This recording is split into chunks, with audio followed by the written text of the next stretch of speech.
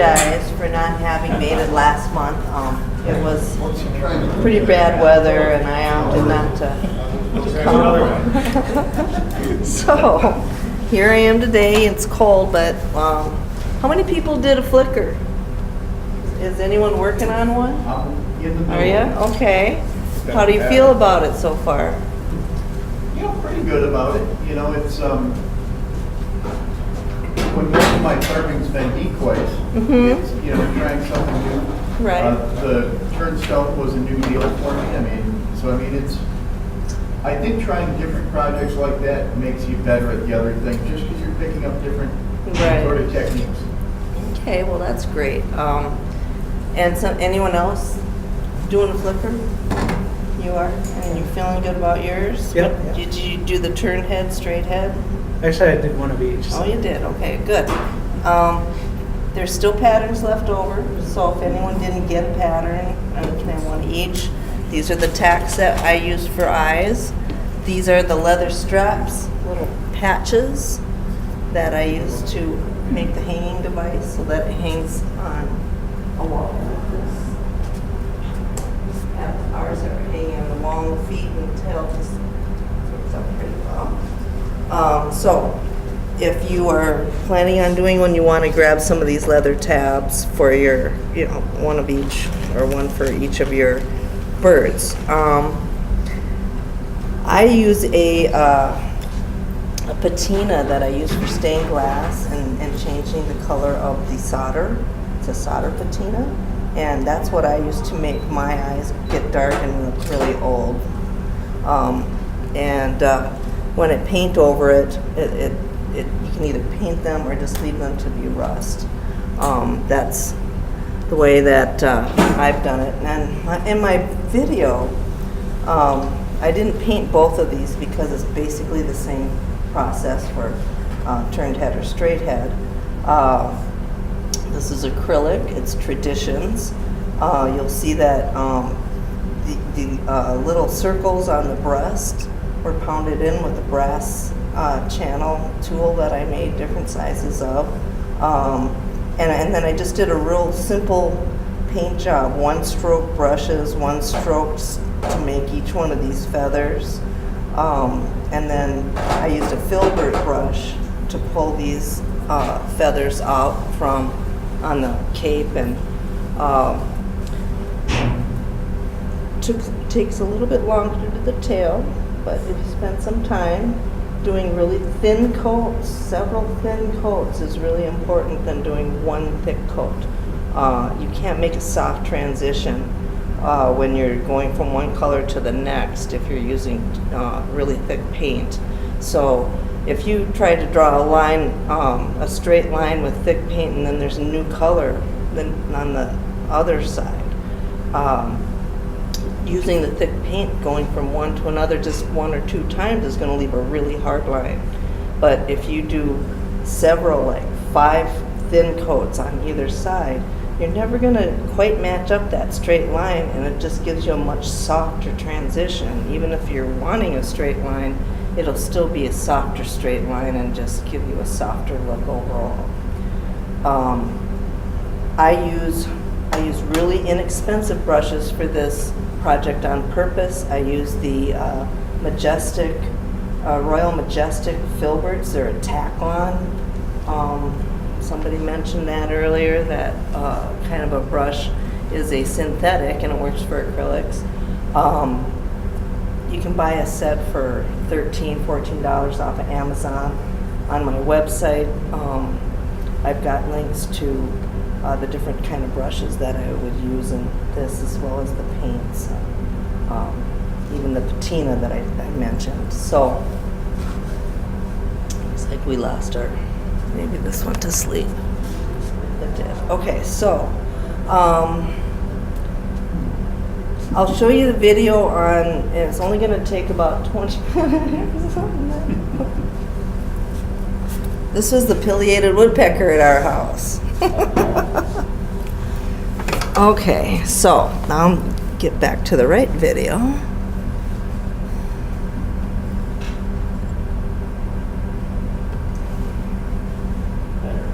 There we go. And if you guys want me to stop and because you want to ask questions, feel free.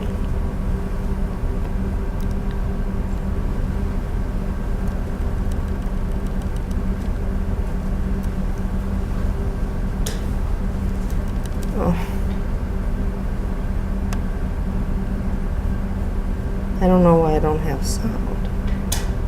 We had sound earlier. That's all right. I'm Can I not. ask a quick question about those brass Sure, cans? sure. It'll be I think it easier works. actually without the sound because it's just music. So, all right. So, go ahead. I know I heard a couple questions about using different sizes and you know, what I said was I was just, and I think you do a little bit of shooting too, so you relate to this, but I was just gonna use brass casings from different size rounds. You I mean, does that could, work? you could. I have all kinds of brass channels and rods that I use for doing my habitat. Some fit into each other almost like telescoping if I needed to, you know, get to a smaller size. So I was able, and you'll see that I sharpen these ends with sandpaper so that they'd be, you know, kind of sharp on the end. If we could hit the light, I think we'd be able to see this a little better. I'm not sure where that happens. Is it over there? One. Better. So what I did was, in making these, I made solder balls, and then I did a lot of stained glass before I carved. So I used a lot of the things I learned from stained glass really did relate over into carving, especially in the pattern making department. But the brass channel and the solder gave me something to hit with the hammer or anything else that might work to pound this in. The Tupelo is really soft, so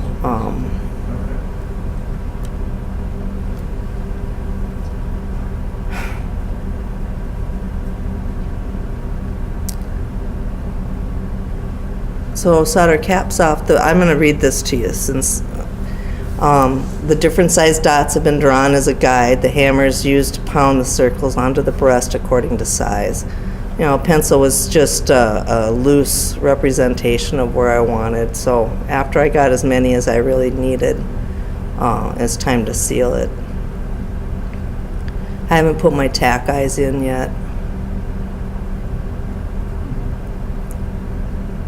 I signed it with the ball wood burning tip, and then I'll just paint over it so you won't really notice it except from an angle. It always takes like 2 to 3 coats of polyurethane. I use Deft, I like that. And then once it's sealed really well and you don't see any more dry spots, that's when I put the gesso on.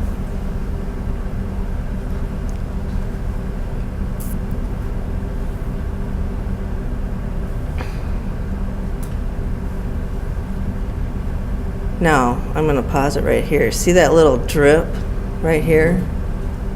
How many times have you guys put your polyurethane on and then had a drip that you found and it's like, oh my God, you know, what am I going to do about that? Well, I have a small cup there, you'll see, that I use just straight lacquer thinner in there. And if you take your brush, you can go over that goof or that drip and just make it dissolve so that there's nothing there anymore. So I thought I'd just explain that. You can see that's gone now just by using the, and you know, I find that my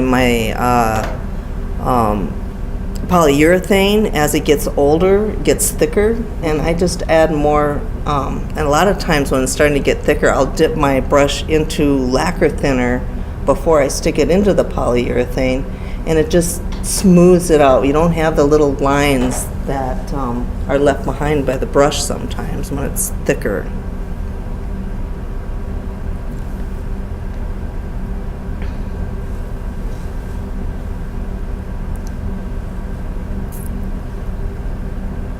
So I just used a combination of black and white gesso for a medium gray. They mix just like paint. I like the Liquitex because it's open and porous, and it left a nice, neutral gray for me to start with. So it's easier to paint over gray than black or white.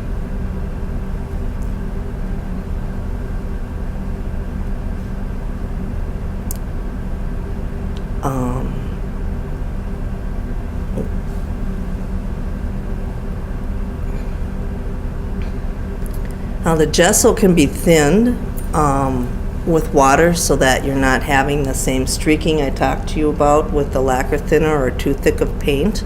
If you thin it too much, it'll beat up on the polyurethane, so you'll know you need to have more of the actual gesso and less water if that starts to happen.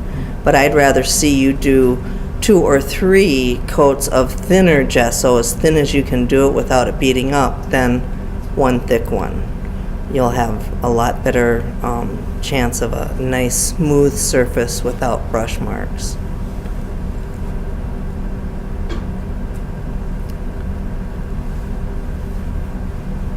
Many people wonder why I don't have a lot of videos on the painting process, and it's really hard to videotape myself painting. I don't know if I've got it in the picture frame.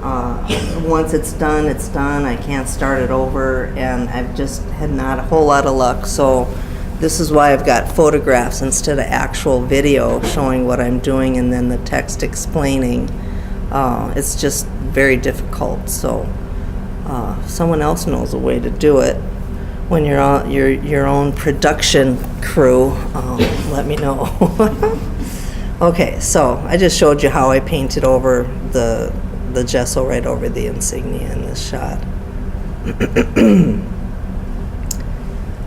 I use a 2-sided highlighting tinting bowl that they use in the hairstylists to put women's highlighting tint on.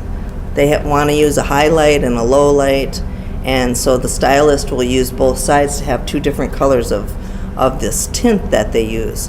Well, I saw mine at my stylist and said, I want one of those because I have one side that I use for swishing my brush, and the other side I use for dipping for clean water after it's been cleaned. So, and another good clue is when you've got a paintbrush and you want to switch colors, wipe your brush off with a with a paper towel before you swish it in the water, and you'll have a lot longer lasting water that won't turn to mud so quickly. Treat your brushes really careful and take care of them because they can't make the little brush marks that I have here without being taken care of.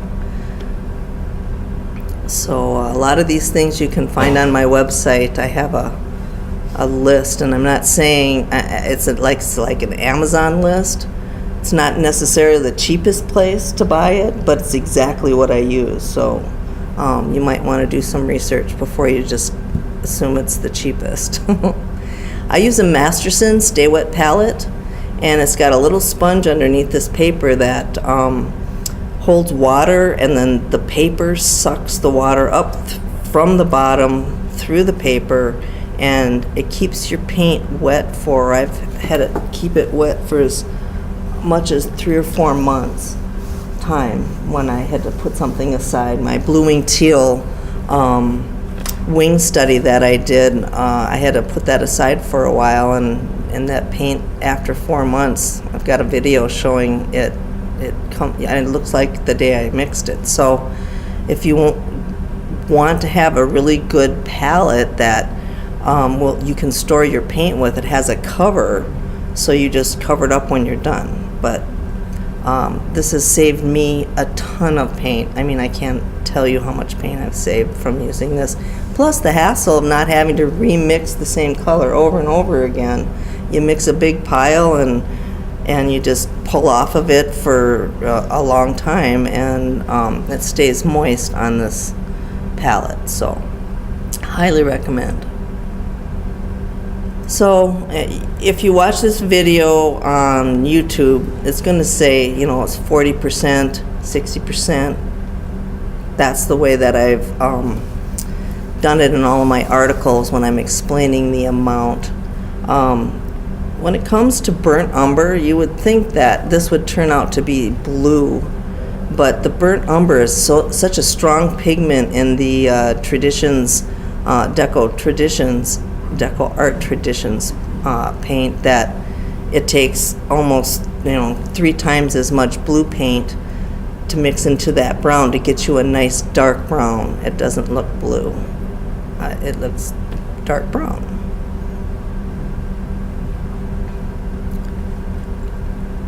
So you can see that's that nice dark brown. It's not black, and it's not quite purple. It's just a really nice dark brown. This is also the colors that I mixed for the body. I'm trying to get all of my base colors mixed up so that I can freely paint from one section to the other. With this palette, it makes it a lot easier because things aren't drying out. I mean, literally, they don't dry out. It's amazing.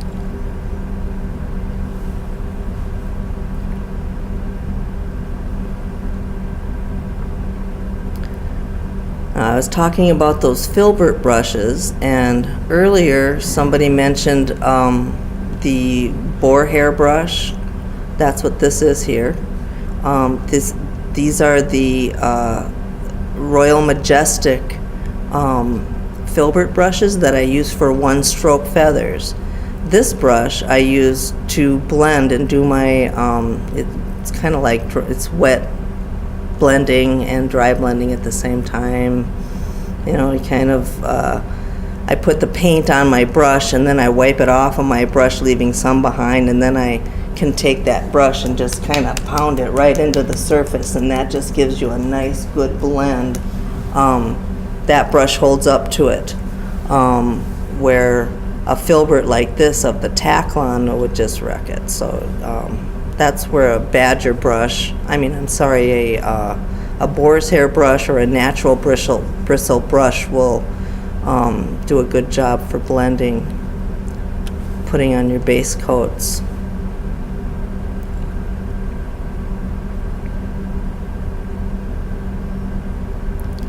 So remember, I was saying I'd rather see you put on several thin coats. You can see this. You can still see the gray underneath that, and that's really important. That you just do the thin coat, and then you really need to let it dry. And if you're in a real hurry, just use a blow dryer on low or high. Don't get it too close or too hot, but it will speed the process up for you. But if you don't let it dry before you do the next coat, it's just going to move the paint around. It just makes a mess. So maybe you guys know what I'm talking about. You've had that mess and you wonder, how in the heck does it get into mud after all of this? Well, be sure and dry every single coat all the way, because if you leave a little streak that isn't dry and you come back, then that little streak where it wasn't dry is going to come off, and the rest is going to be the nice one coat you just put on, or the second coat you just put on. So that's how important it is to make sure it's all dry before you put on your next coat.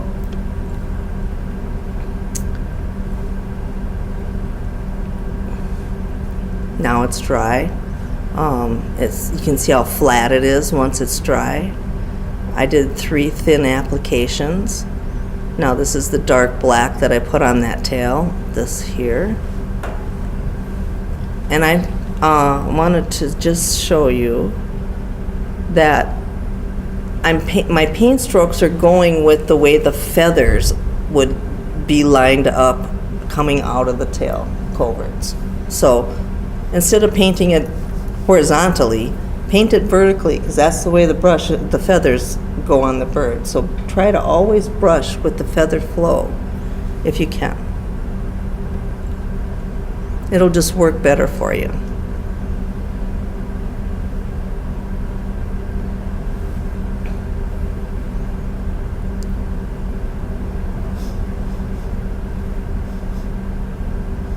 So I block in all the different colors, and then I come back and do it 2 more times to get nice even color and smooth transition.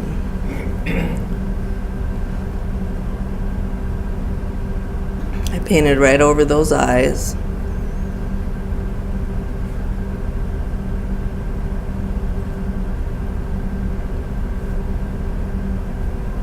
I must have used dark brown to clean it up. Yep.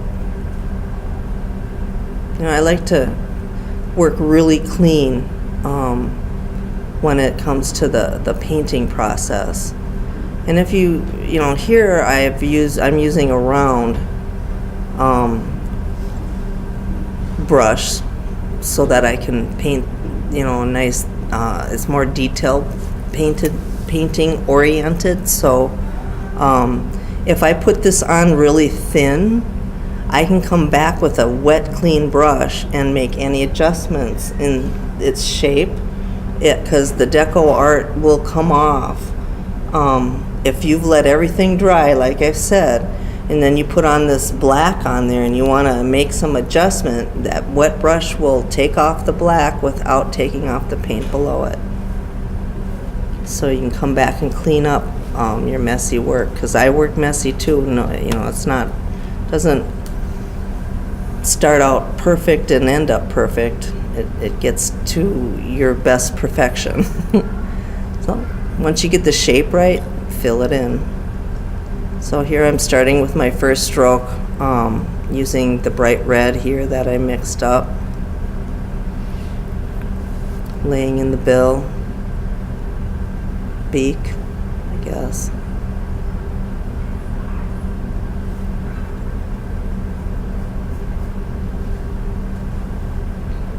See that palette knife? Does anyone use palette knives when they mix their colors, or are you using your brushes? Naughty, naughty if you're using your brushes. Don't ever use your brushes to mix your paint. You'll wreck them. So get a palette knife. Get one that's flexible, one that's smaller, so that you can mix a small amount of paint, not a huge amount of paint, like you'd have to mix if you were using a large palette knife. Again, that palette knife in a few different sizes is on my website, for example. So now I'm putting the yellow. Has anyone ever been on the road and had a bunch of flickers fly out when they drove down the road? I've had a whole wall of yellow because they fly up and under their tail and under their wings happen. And so it's fun to add that color and not forget to add the bright colors of this bird.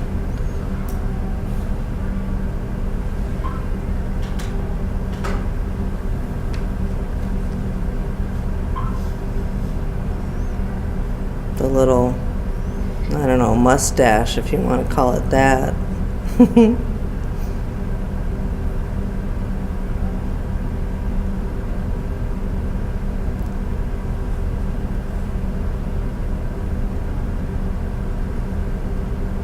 I didn't even really sand this bird very well. I was just making a working decoy, so you can see the symmetry worked out pretty well. I'm pretty happy with it.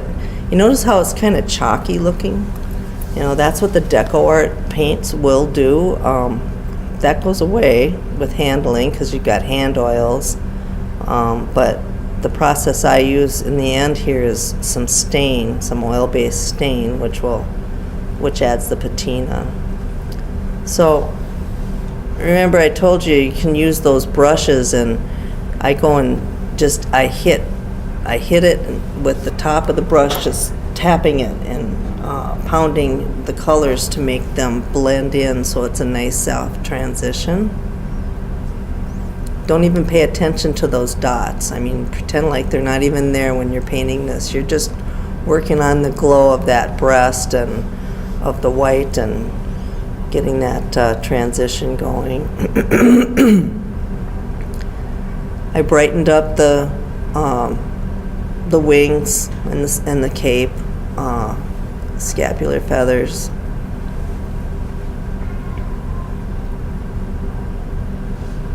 And I did paint this all in a day. Now this is this is a round brush, and it's probably almost quarter of an inch thick, maybe a little bit bigger. It works really good to do the dry brushing that I've been talking about. I got it from Kurt's Waterfowl Corner.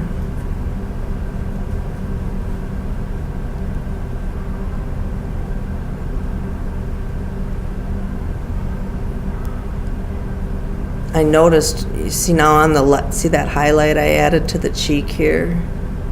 I added some highlights down here just to give it, you know, a little bit of contour and different coloration.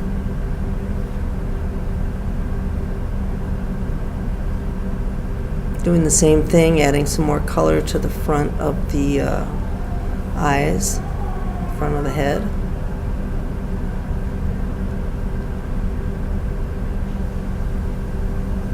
And this was just straight Hansa yellow to give this kind of a yellow hue. It was so thin, I mean, you can hardly tell that I did that, but it warmed it up, and you could see that in the picture actually. If we go back, see the yellow glow in the picture of that bird? In the photograph, that's what I was trying to get to. Nice subtle transition.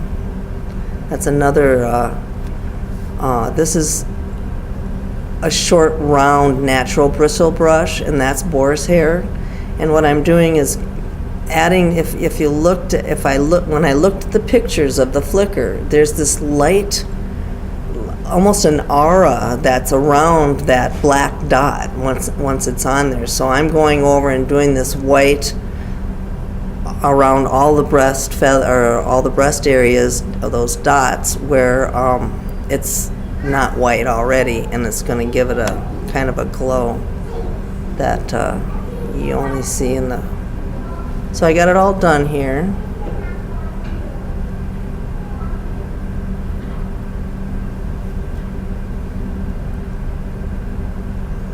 Now this is the one that Keith Mueller loves so much. It's also the one I love so much. It's the Raphael #1 round. It's a Kolinsky Sable. I got this from Kurt Fabre from Kurt's Waterfowl Corner probably 25 years ago. You can see that because he's been out of business selling brushes for a long time. You can see the tip on this brush is it's not pointy anymore. It used to be pointy enough to do those really fine splits, but no more. So I use it for different job, and that would be to outline those feathers on the back and wings.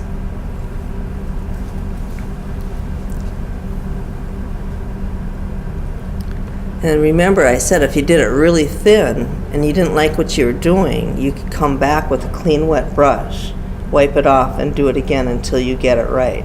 Of course, you want to make sure you let it dry before you do it, because you don't want to soften the paint on the lower level, just underneath of that. So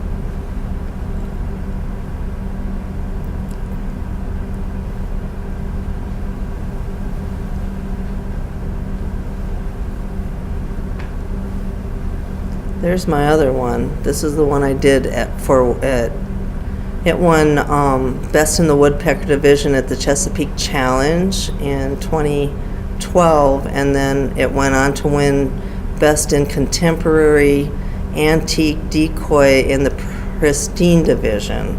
I didn't know where to put it and I just stuck it in there, and it ended up doing really well. I was surprised. So again, I'm just using, and I didn't do just a single coat. I might have lied earlier and said single, but it's not. There's one light coat just to lay it out, and then I come back once I'm sure I like what I've done, and then I come back with a second coat, just so that they're a little bit more predominant.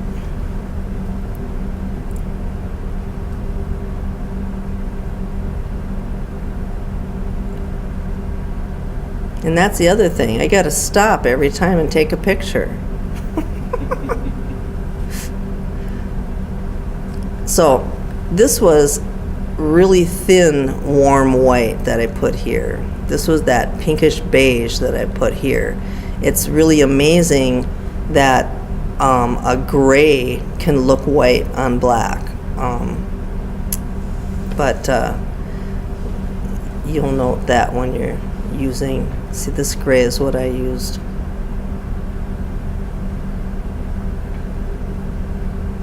And it's, I'm not doing it perfect, but see, now I'm going to come back and clean it up because I'm not doing it perfect.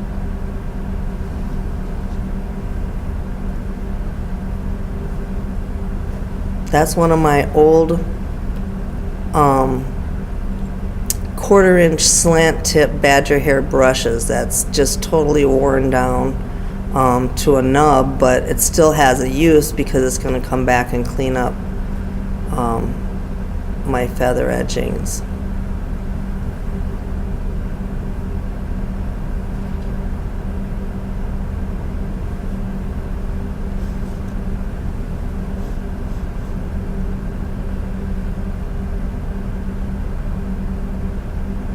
Laying in the tail, it's the same thing. It's all dry, so I can come back with that really thin black and just lay in the shape of the feathers.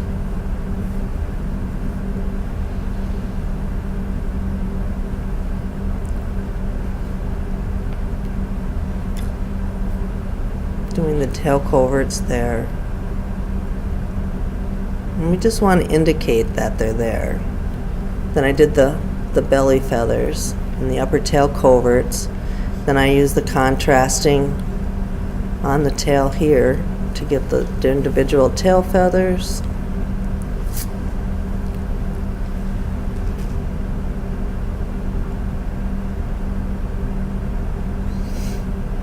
These little spots were all laid in. Same thing on the upper tail coverts. You put your first coat in and then you come back really easily. The second one is much faster. See, I've laid in the dark portion with dark brown. Takes a few coats. Come back and do some shaping and refining of the feathers with the light color. Paint up the dots.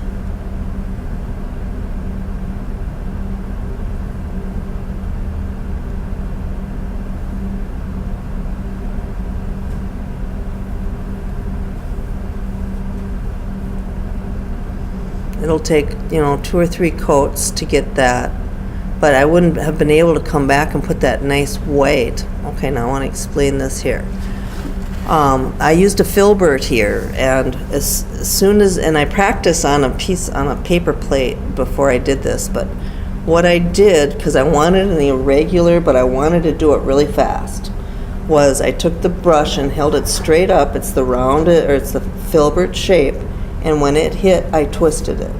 I touched it and twisted, touched and twisted, touched and twisted, which is what gave me this shape for the stripes.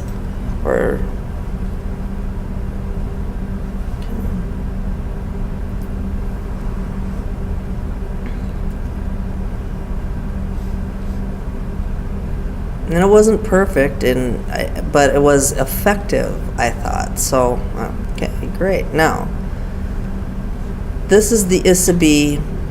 This is a $50 brush, but you see how perfectly shaped this is for a feather.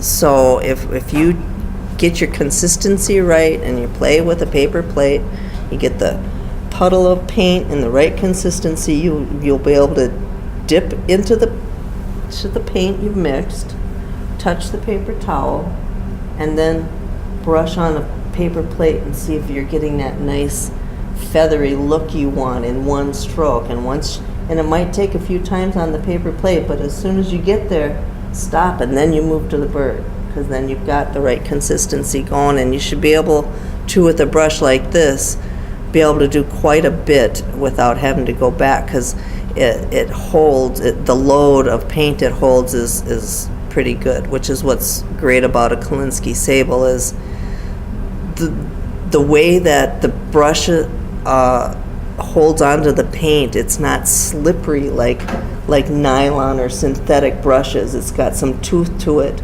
so it lets go of the paint in such a way that you've got more control over it.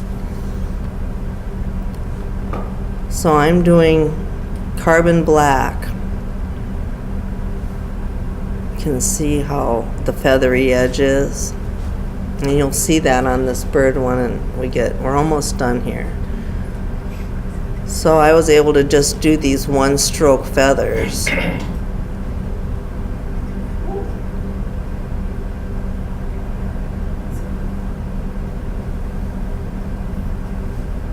And that's pretty much the done paint job. But so now I want to antique it.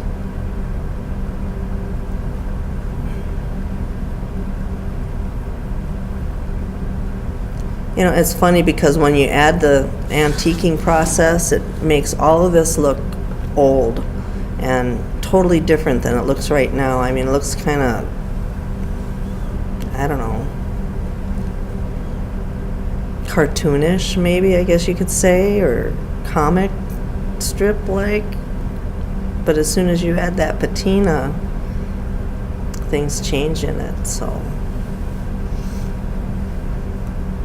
I use pretty much any oil-based stain I can find. This was an English chestnut, and it gave me a darker finish than I was used to, but I actually kind of liked it. So I've used golden oak, rubber gloves, and now see already those light colors that I left them light on purpose because I knew that the stain was going to change the color of them.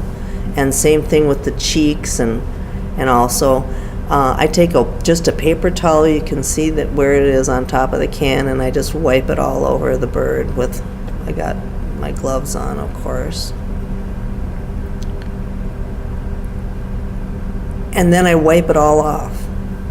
And this is how it looks when it's all wiped off. And it was actually pretty shiny for a little while. But if you look at it tonight before I go, you'll be able to see how it's really kind of toned down the shine, and some of the patina really seems to be coming through. I couldn't touch it to hold it to show you everything because it was still wet and it would have left fingerprints.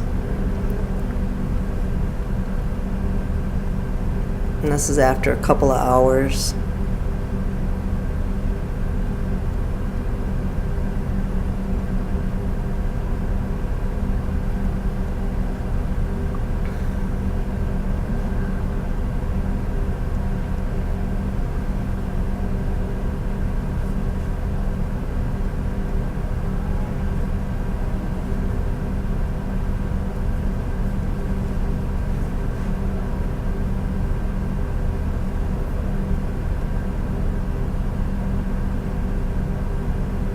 This is the leather straps that I have here cut out, the little tabs. I made mine look like an arrow pointing up. I don't know, it's just the way I did it. You can do it whatever you want, but I thought this was kind of unique. I'd never seen anything like it, but I never made anything like this either, so. Cut a slit for it to go onto a nail, and then I used another brass tack to attach it to the breast.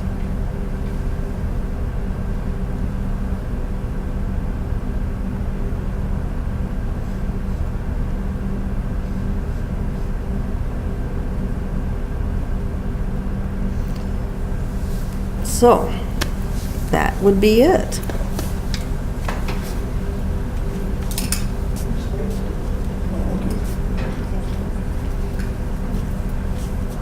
If you guys want to pass this around, take a look at it, you can see some of the things that I was talking about. If you have any questions?